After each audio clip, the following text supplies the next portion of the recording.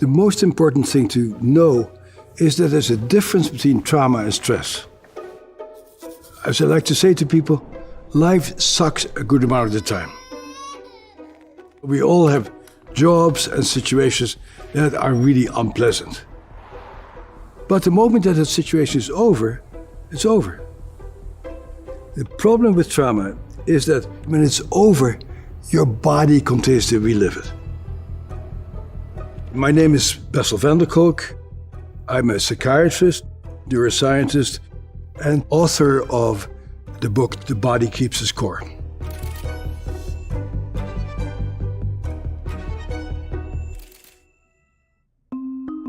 I got interested in trauma on my first day working at the Veterans Administration.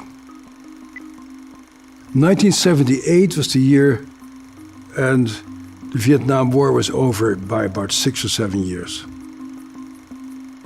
The very first day that I met Vietnam veterans, I was just blown away. These were guys who were my age, who were clearly smart and competent and athletic, and they clearly were just a shadow of their former self. Their bodies were clearly affected by trauma, and they had a very hard time connecting with new people after the war. Around that time, a group of us started to define what trauma is. And in the definition of PTSD, we write, these people have been exposed to an extraordinary event that is outside of normal human experience.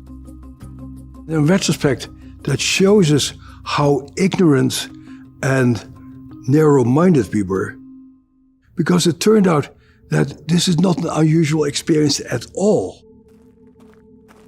People usually think about the military when they talk about trauma, but at least 1 out of 8 kids in America witness physical violence between their parents. A larger number of kids get beaten very hard by their own caregivers. A very large number of people in general, but women in particular, have sexual experiences that were clearly unwanted and that left them confused and enraged. So, unlike what we first thought, trauma is actually extremely common. There's a lot of debate of what a trauma is to this day. But basically, trauma is something that happens to you that makes you so upset that it overwhelms you. There is nothing you can do to stave off the inevitable. You basically collapse in a state of confusion, maybe rage, because you are unable to function in the face of this particular threat.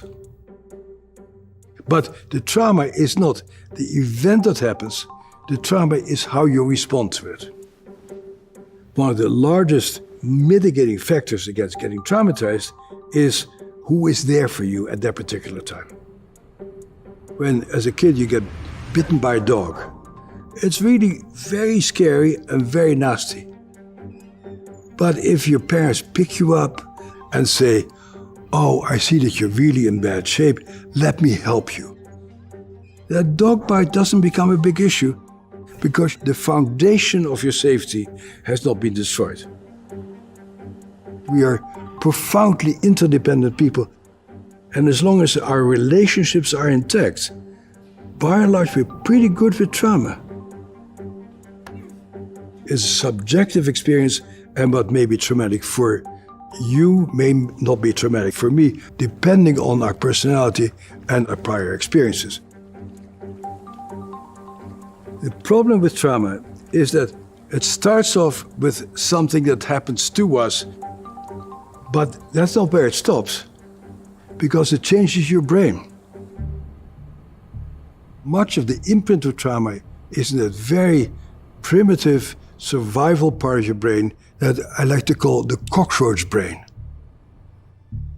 There's a part of you that just picks up what's dangerous and what's safe.